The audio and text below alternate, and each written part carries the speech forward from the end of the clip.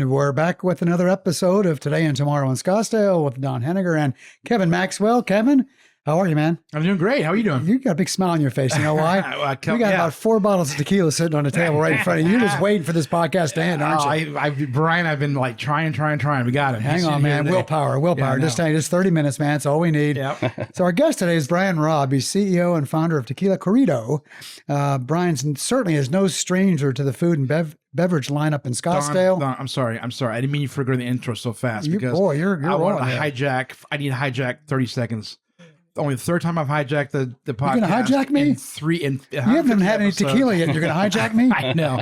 No, we have a very special announcement to make today, sir. Okay. And just so our audience knows, the Scottsdale Area Association of Realtors has 10,000 members in our community, very active real estate professionals. And today they elected you Citizen of the Year. Is that the correct title, Citizen of the Year? That's it. Or is it Person of the Year? Or is it Citizen of the Year? I thought it was Citizen of the Year. Yeah. So that was just announced today. I know you're humble and not going to be saying anything about it, but congratulations to you. Well, I'll tell you what, we'll do a shot of tequila afterwards to celebrate. Well deserved, my friend. So I knew you weren't going to say anything about it, so I wanted to hijack the show and say congratulations. You're always hijacking me, buddy. And let our audience know what a great thing. Okay, sorry. Now back to your No, you're good. So let's turn the attention to the man of the hour, which is not me. All right. Well, I'm sorry I did that, but I thought it was necessary. No, you're a good doobie, man. That's fine. I'm with you, man. It's okay. All right, start over. We're going to start with Brian, because Brian Raab, Tequila Corrido, no stranger to the local beverage lineup here in Scottsdale. He's also the man behind the Fat Ox and Mission restaurant. So, Brian, you got a lot going on, man, don't you? It's been a wild ride, that's for sure, starting in 2008. We could talk about food. I know, Kevin, you'd probably like to talk about food, but we're not. We're going to talk about tequila. Before we get into tequila, though, Brian, tell us a little bit about yourself, your background, where you grew up, and how you got into this business in the first place. Yeah, right. I think the business finds you or you find it. And I don't know which one of the two happened to me, but, I started busting tables at 15 years old in Canyon Lake, California at Pepe's Mexican restaurant, which is still there. And, just loved the pace, loved the energy. Got to come out to Arizona to go to ASU and fell in love with Arizona. Brought my mom, my dad, my grandma, my uncles out here. So full on transplants after 8 generations in California, which is pretty rare. Just kept going. And in the business, I got to work at a place called the Merc Bar, which is a really special spot. And the Biltmore that had been there for 25 years. The guys that started that were my mentors. Terry Elsor and John McDonald, 23 years old. John McDonald's opened arguably the first lounge in New York City.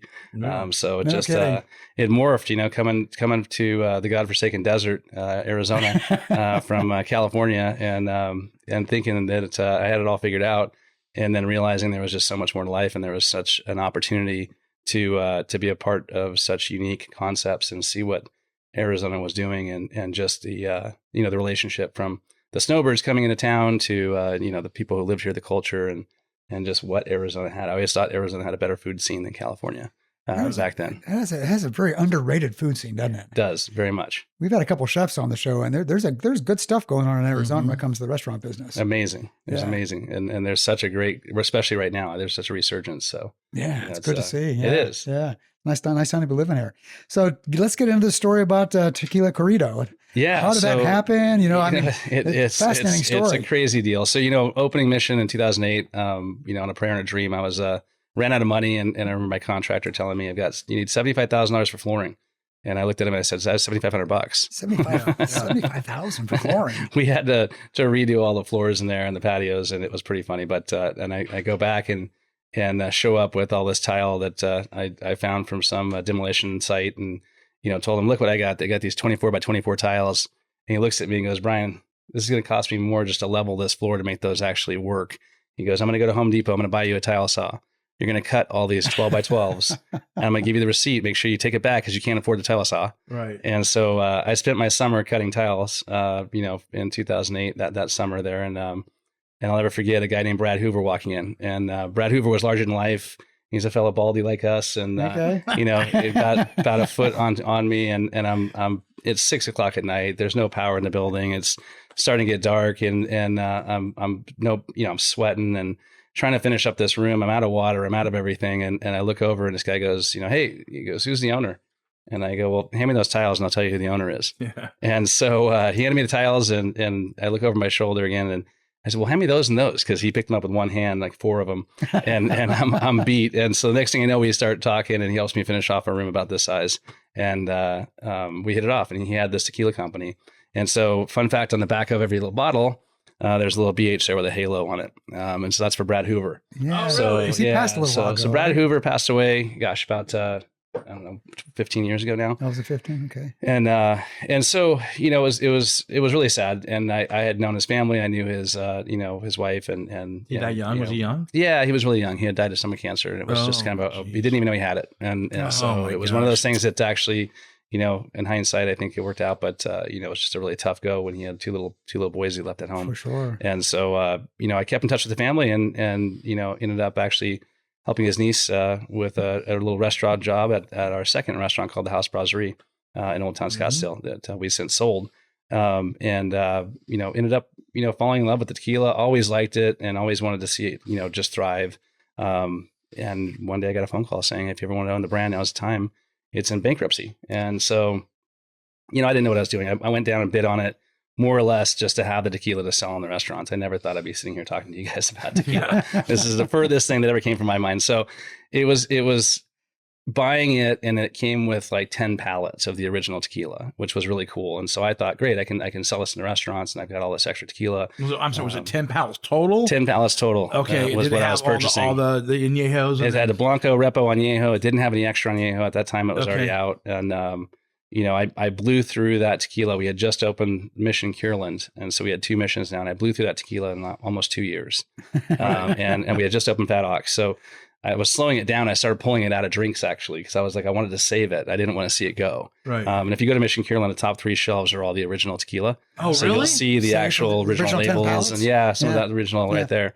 And it's really cool to see it, because a lot of people who know tequila will tell me, hey, you know, that Añejo is going for like $1,500 online right now on Facebook, whatever. And so it's kind of cool to see the what has happened with some of the stuff you can't get anymore. And just the whole tequila industry has changed so much. Yeah. What was the tequila company that you got out of bankruptcy? Was that in Mexico? Was it in Arizona? So it was, you know, his family had kept it running for a while. And unfortunately, just, I think due to, you know, a few different things in the marketplace and what was happening with them not being able to be hands on every day, you know, they said at this point, they're just going to shut it down. It was easier to shut it down and let go. And so I had gotten kind of a handwritten letter from his wife to the judge saying, hey, if anyone can get it, we'd love to see this guy get it. And so, no kidding.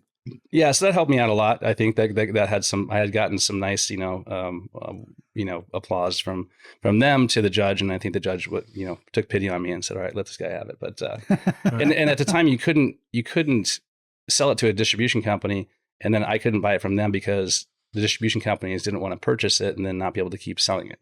Or only be able to sell it to one client. So it was kind of this weird deal. The governor signed off on it, and you know, we had this opportunity, and it came with the intellectual properties to trademark the LLCs. And I didn't think again anything about all that. You know, again, I was merely looking at it as an opportunity to try to keep it going. And I kept trying to get people to buy it. I kept going to companies and, you know, Luxco and Epic and these different brands and saying, hey, you guys should buy this thing. I'll sell it to you for like $1. Just buy it and I'll be your number one client. Yeah. And you know, it wouldn't go away basically, and really? Kept coming, showing up. And next thing I know, I've got Olivia Fierro and Tony Ferrato, or Tony Boyle, sorry, Olivia Fierro and Tony Boyle, my partner in Tequila Corrido. I don't know why that one's tongue tying me today. Sorry guys, but you know, they walked into the restaurant and had always been friends with Olivia. She was such a fan of Matt Carter, and when she was on Channel 3, she was always promoting the restaurants and stuff. And so we'd become really good friends. And Tony looks at me and goes, hey, what are you doing with that tequila company? And I said, well, I want to be like George Clooney, dude. Yeah, right. And I go, let's have a shot. And so he tastes it, and he goes, you know, let's relaunch this brand. And I said, you know how hard that is, man. I go, you're gonna go to Mexico, get gringoed. I go, I'd rather not. And he goes, you know, my uncle actually married a Guadalajaran, and he goes, my cousins live in Guadalajara, and I actually am trilingual. I speak Italian and Spanish, and you know, he goes, I'm working for a biotech. And our job is actually go out and help clean up the vinaza, the wastewater from tequila. And so he was already out there working for Herradura, Patron, Don Julio, some of the big brands, and working with the chemists and the different people, and looking at what they could do to help, you know, better, you know, facilitate a lower pH with the leftover wastewaters and stuff that come from tequila. Yeah. And so it was just such an awesome, like, kind of, you know, circumstance of fate, if you will, when he walked in. And so the next thing you know, I said, let's go. I said, go out to Guadalajara. I said, I know that Brad Hoover always wanted to work with a lady by the name of Ana Maria Romero. Ana Maria is one of the first female master distillers in Guadalajara. And she also had been at the Flavor Wheel for tequila. She had been in the Aroma Kit. She's larger than life. She actually, her and Brad Hoover met at a spirits tasting where he had won double gold for his Reposado. And during that period of time, they became friends. He came back to Arizona one day and goes, Brian, I got this new master distiller. You got to meet her. She's going to be amazing. We're going to take the brand in a whole different direction. I'm going to mix some things up. And he was already doing some really cool progressive things with his tequilas that most people weren't doing, a little more boutique. And so it was just a great fit. So I said, all right, Tony, go to Guadalajara. Next time you're there, find Ana Maria Romero. And he did. Really? He did. Wow. He went out and found her, which was amazing. And his background, he's a retired SWAT commander. He was a detective. He's done, he knows how to find people, sex crimes, and he was retired, like I said, a police officer. So it was great. So he literally came back with a whole dissertation of who he found, where he found, and what time, what they were doing, and the whole thing. So it was really cool, and I think very serendipitous at the time for me, at least. And we ended up, kind of saying, all right, let's do this. Let's make a Blanco. Let's see if we can even get it across the border and what that's going to take. Unbeknownst to us, we did it completely against the law. Really? Everything was illegal in hindsight. Thank gosh for Korean warehouses that are on the border that aren't really U.S., not really Mexico. Right. Okay. Don't ask me how I know, but I heard about them. Right. And so no, we were shipping the pallet across, and we had to actually store it in this kind of DMZ zone because we didn't have the right paperwork. But we learned very quickly what to do. Right. Yeah. At least it wasn't underground tunnels. And exactly. Yeah. Nothing like that. Nothing too fun.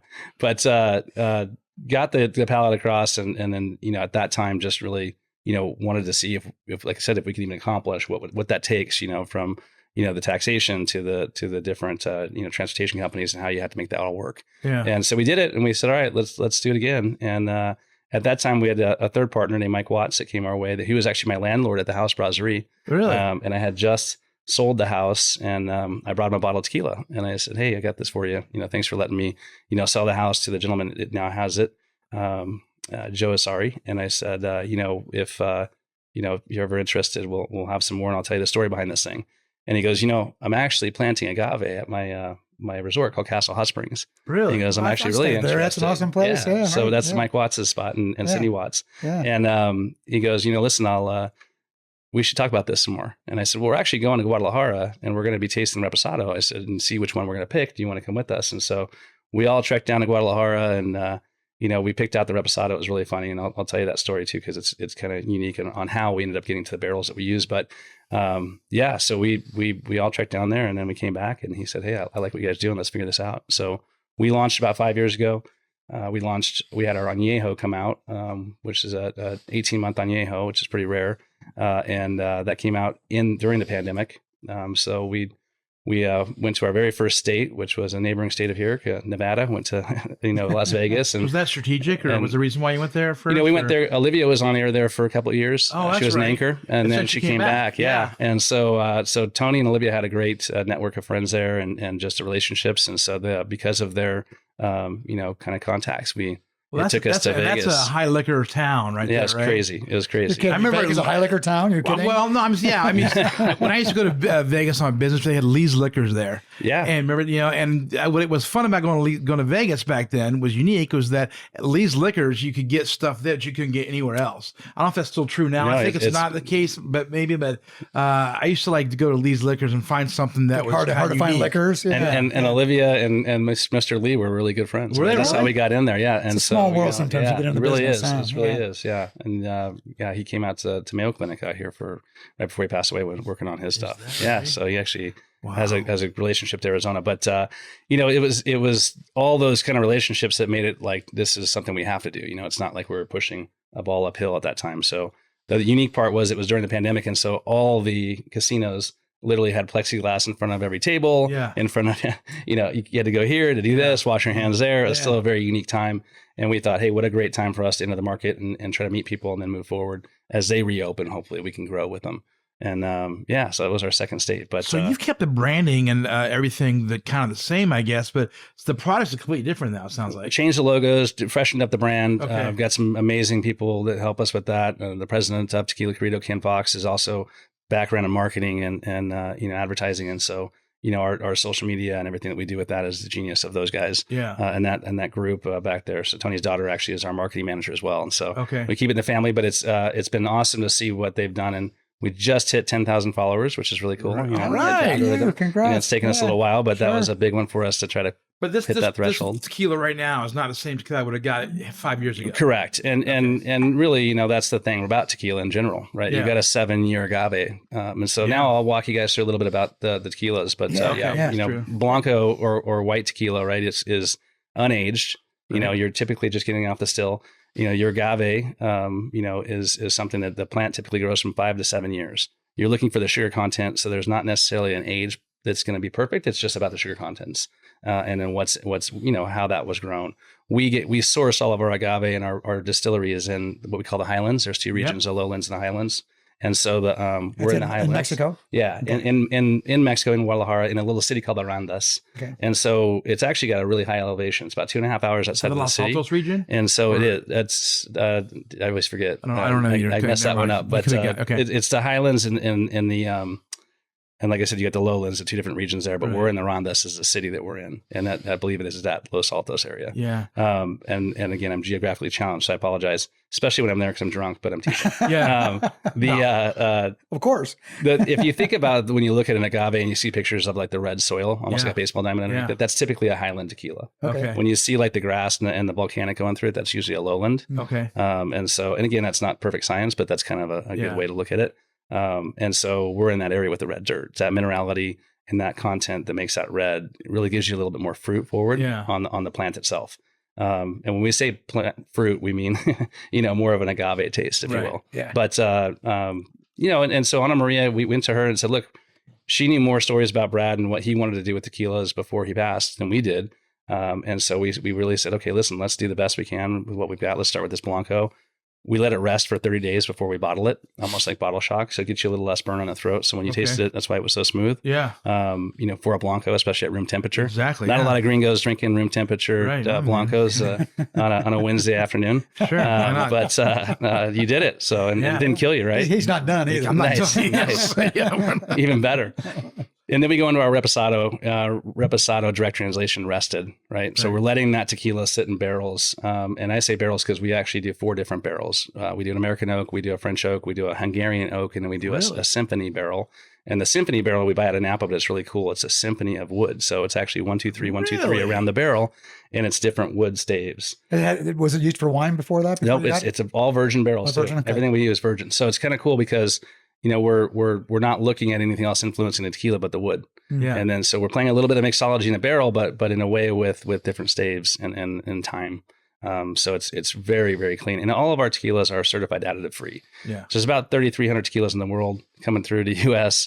There's less than 1% that are certified additive free. And we're one of that, like 300 tequilas. And almost all the celebrity tequilas are not additive free, right? I can't speak on that. I don't follow them all enough, but we're definitely celebrity free and additive free. Yeah. And local. Right. Yeah. Best. That's why we're talking today. That's exactly. Right. That's why we're sitting here. Yeah. So we let that sit down. Well, I'll say many of them are. Yeah. How about that? Okay. The majority of them are. But we let the repo sit for about 8 months. And so to be a reposado and to be, considered, a certified reposado from the CRT, a governing body in Mexico, you got to at least be 2.5 months old. And then we go to 8 months. Okay. And then we go to an Añejo, which is 18 months. So we go an extra almost 10 months on that guy. But we actually throw that into a Merlot barrel for the last 8 months. And so we get a Merlot barrel that has been used with Merlot from Santo Tomas in the Valle de Guadalupe, which is a Mexican winery in the Mexican wine region down there. Okay. And that's a really cool story because there's not a tequila company in the world using Mexican wine barrels. Really? So we, with Ana Maria and the culture and what we do, we also wanted to give back and not just, be bringing things down that everybody else was doing and do something unique. And we've fallen in love with, Mexico, of course, and obviously the region and the people and everything about it. So it's been this kind of a unique story with myself and Tony and Mike Watts. And then our last tequila that you're seeing 4 there with a red label on it, that's a Blanco as well. It's an overproof. And so when we talk about, the amount of tequilas out in the market, right? And you say, okay, well, there's 3,300 tequilas in the market. There's about 300 that are certified additive free. there's only about 50 that are actually having overproof. Oh, and really? overproof is really, when you're looking at it, it's the tequila that's coming off that still. So you've heard of high proof, overproof. There's also still strength. We tasted a few. We wanted to be a little more consistent with it, so we brought it to 100 proof. 50% alcohol, and we won double gold for that at the WSWA, which is the Wine and Spirits Wholesalers of America, which is a pretty big deal. Really? There's 40 out of 40 people have to vote on that. All right. And I can't get 40 people to ever agree with me, and let alone agree Of upon double gold. So we won that double gold on that guy, and it's been amazing. It's been a great gateway drug for a lot of these mixologists that go, hey, I've tasted every tequila in the world, and I don't want another one. And it's like, all right, we'll try this one and see what you think of it. And we've been actually doing some really cool stuff with it on espresso martinis at Mission Old Town. So is that right? Yeah. We put it in a nitro system, and now we're making espresso martinis out of nitro. That is cool. Did I read last week that espresso martinis are now the #1 drink in America? Now? We had to go with it a little bit, but we had to put our twist on it. So you got an overproof tequila espresso martini. Really? And that's not something anyone's really probably doing that I can right. talk about. But we are. So we'll see how it goes at spring training. Yeah. There you exactly. go. Yeah.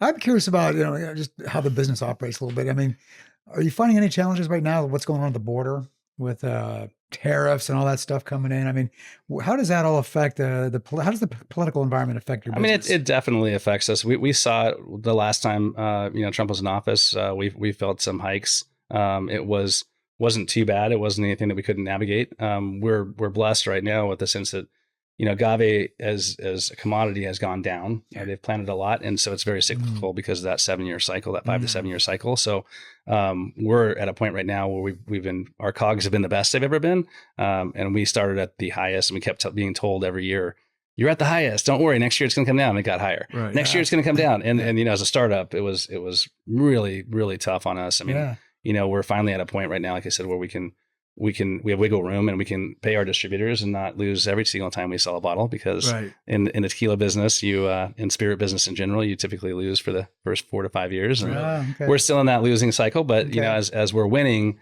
I will say this, we were up 44% last year. And great. For a spirit right now, especially in today's market, with all the Gen Zers not drinking and everything else happening, all you're seeing are the additive free categories that are higher. And we're one of them that had a 44% increase over a year. So now, did I understand? You're in 7 states now or more? Or? We're actually in, I get corrected on this a little bit. So we're in 9 states altogether. Okay. And so, two states that we did a deal with, California and Florida, we're in all the Total Wines in those 2 states, but we're primarily with just Total Wine. Okay. So we're not in a bunch of restaurants. California's a little unique.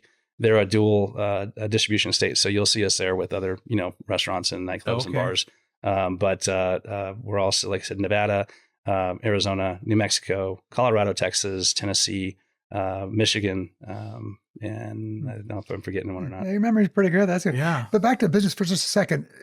What's the state of the agave plant in Mexico? I think I read something not too long ago, but there were some challenges to the future of what the agave plants were doing. And there's always concern, and I think there's conversation of shortages. But I think at the end of the day, you got to remember, farmers are out to farm and make a profit off whatever that crop is. If apple trees are going to be the one to do it, right, or roses or whatever it is they're going to make out there, that's what they're going to farm, right? Corn, right, and these, the way it works too is after you've got a few cycles of being able to actually harvest and farm agave, so you've got to go back and plant other products there for a couple of years to let the soil kind of regenerate itself. So there's again, conversation of it. Oh my gosh, is there going to be enough left? Is there? Yeah, if I think if the Asian markets and the European markets took on tequila the way the U.S. did, you would have absolutely seen a shortage and probably a demand that was something that we couldn't have kept up with. We just haven't seen that, huge, influx of the big countries like China and Japan and the Europe markets. They're buying tequila. It is changing. It's a big deal, but it's not. It really isn't as big as we had, I think, hoped for. Really? I mean, you look at like the number one depleting, I think it's 40% of all tequila made in Mexico goes to California. 40%? 40%. Wow. More than what happens in Mexico, more than Canada, more than Mexico and Canada combined. Wow. And those, More than Mexico. Yeah. Isn't that crazy? Yeah. They drink more scotch. Oh, is that right? They're more big scotch drinkers. Yeah. You mean in Asia? Mexico. In Mexico. Really? Buchanan's. You'll see it everywhere. Really? Right? Yeah. They like because the Asian market, I mean, they drink a lot of whiskey. And they like the darker tequila, so they're more into an añejo, but they're just not as excited about spending what they could spend on a whiskey for a blanco. And it's interesting. I heard someone speak about this. We talked about Jay Bear, our friend, who's out there all the time. But it was, and I don't know if it was him or not, but it was talking about when you think about your $50 bottle of whiskey that's been aged in for 5 or 6 or 7 years, whatever it is.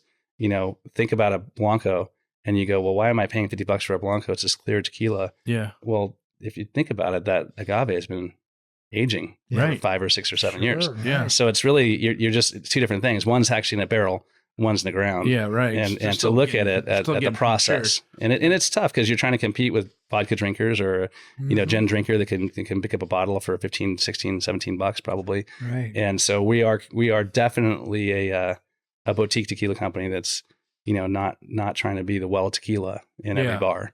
And we have to find people that can enjoy and understand what we're putting out there when it comes to being, unique, special, and different. And that was the big thing that hit for myself and Tony and Mike was, we've got to figure out, our story, which I haven't gotten into, the actual story of Tequila Corrido and what Corrido means.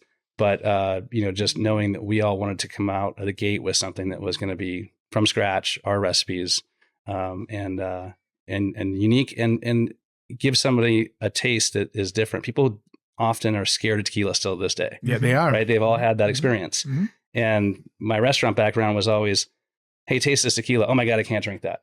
Okay. I'd come back out with an orange slice and I'd chill it and say, okay, now try it. Well, that's not tequila.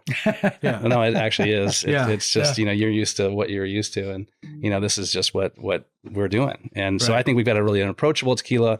I think that we've got something that's world-class spirit and, trying to build a brand now. That's the fun part. It's competitive. Kevin and I were in Cabo a year ago, walked into a couple of liquor stores down there, and the number of tequila bottles just covering the walls. I mean, there are literally hundreds and hundreds of them. So it's got to be incredibly competitive. It's the hardest thing I've ever done in my life. I bet, really? I bet. Absolutely. Yeah. I mean, I think opening Mission in Old Town in 2008 and laying on the tile that I did and on a prayer and a dream and selling my car and selling my watches and moving in with my mom and my grandma and asking my girlfriend, now wife at the time, to do the same thing.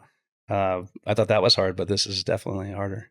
It sounds like you're on the right track. So what do you see, what's down the road? Go take a year or two down the road. Where do you see this going? We want to just grow, market share, and we want to earn it. We're not looking to, like I said, jump into wells or, trying to be a tequila that is for everybody. We know what we're up against. And I think that the goal for us right now is just to get people to try it and love it. And I think Arizona is such an amazing catalyst, right? You've got hundreds of thousands of people that come in for Waste Management Open, our spring. This is our season right now until about May. Yeah. And so they all go back to their various states or countries. And I think that if they can find something that they enjoy here in the Southwest and they can ask for it, hopefully it'll help us grow. So I love this market for a test bed, but I think that to answer your question on us, it's really trying to, earn the business and grow in the states that we're in. And also, I think, get to a certain case volume. So right now, when we can get to that break even, that's probably the biggest goal. That's cool. So Corrido means ballad. It does. So tell us a little bit about the Corrido story. So I put you guys in the band earlier. I gave you guys some bracelets. Okay, right. So you got a little guitar pick there on your wrist. That's like the what's on the neck hangers here on the bottles. And so Corrido is a ballad. It's a song. It's really a cry of the Mexican people. So it was sung from village to village,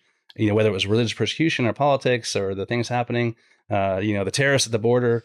A lot of it was during the Prohibition when they were making fun of us gringos and being dry as they were singing us songs about us and coming up and smuggling tequila into the U.S. So the Corrido is an anthem for smugglers and misfits and people alike. And that's, us restaurant folk are pretty crazy in our own right. And it fit right into our world. And there's just this beautiful culture.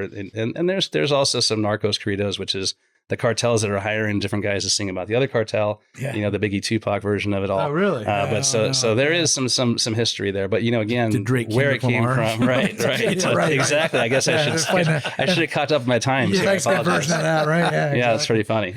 It doesn't stop, right? Right, And that's the same thing with Corridos. And so it's really, but it's something special, and not a lot of tequilas. Look, I can never sit here and tell you guys I'm a 10th generation tequila rero. Yeah. Right. That just isn't in our blood.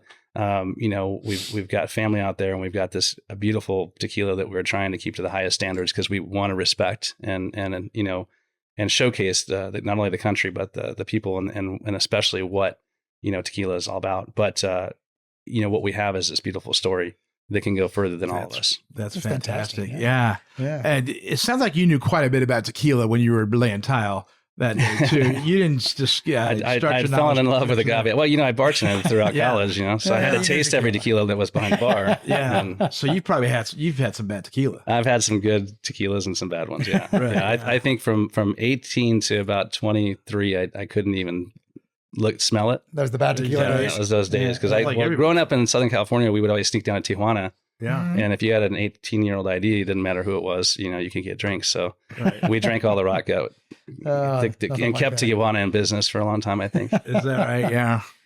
You know, we're getting near the end here, but I know, Kevin, you're antsy to start doing some sampling. I have so many more questions. So, well, yeah, but we'll yeah, we can do one more. One more for the road. No, I just think it's a great story of not only you know, the brand and how you got started, but I mean, you're really up against a lot. I mean, you got this brand, and then you didn't have a distribution deal, and they couldn't sell back to you. I mean, it was a lot more complicated than you thought. Probably it was really, really tough. Yeah, and then add the pandemic to that. Yeah. So we were clearing out walk-in coolers and shutting down restaurants, and at the same time trying to get people to buy your tequila. Yeah. So what restaurant wants to bring in your tequila or a nightclub or bar that's going, I don't even know if I'm going to have my nightclub going off this weekend because they're shutting me down. So we have an old VW bus, a 71 VW bus we call Selena. And that was the original Brad Hoover bus. He had a Blanco bus and a Repo bus. And the bus went away with the bankruptcy, and it came back to Mika Auto Auction out here at the Cardinal Stadium. Sure. Yeah. And a buddy calls up and goes, "Hey, your bus is here." And I go, "What are you talking about?" And he goes, "Yeah, the bus is back." So I went down and bid on it. Did you? And I overbid, and I got the bus. So we have Selena now, and she's up at the air park. We keep her in the hangar at our warehouse. Is that right? Yeah, we take her out to all the different events and stuff. But so during the pandemic, we thought, well, look, everybody's doing deliveries and we want to help out. So we will help out these restaurants. And so Crujente Taco, which is, you know, one of the first accounts Brad Hoover ever got out here. And when we relaunched, they brought us back in, and we go up and we're helping them deliver. So if you bought a bottle of Don Julio and some tacos at your house, we'd come deliver it to you. Right. Well, come to find out, liquor laws in Arizona don't allow that. It's called bribery, and that's the reason you don't see the Bacardi trucks out helping people out. Yeah. And so we didn't know that, and so we learned the hard way on that one. But back to your point though, it's been a lesson. Everything's been a learning lesson for us, but it's also been something that I think is bigger than all of us, and we felt this drive and this kind of force of nature that I still feel is Brad around me every time I talk about it. I still get goosebumps. And that's what's so cool about this brand. I love the story so much is that you've had such an uphill climb and had lots of obstacles which you overcome in business, which you've done before, but never once have you jeopardized the brand or the integrity of what you're trying to do. You're staying true to what you're trying to do. And I think it's just a great story. The Brad part of it, the local part of it, the mission part of it. It's just really, really cool. Thank you. It's Scottsdale true and true, man. Isn't it though? Yeah, that's fantastic. We're fighters. Yeah, we are. And we've got the spirit. 100%. That's for sure. What a great conversation. Yeah. Kevin, hold back. We're getting close to tequila time, so you're okay. Okay. But Brian, thank you so much for spending some time. Thanks for the mission you shared with us today. Continue good luck as you continue to grow the brand and continue to grow your business. It's a cool story. We want to stay in touch with you as you go along this way. So maybe one day I'll grow up. Maybe we all will. Yeah, don't. Not anytime soon though, that's for sure. And thanks to all of you for listening. Our podcast is sponsored by Scott, the Scottsdale Coalition of Today and Tomorrow. Check us out on our website, scottnow.com, and we'll see you next week for another really cool episode of Today and Tomorrow in Scottsdale.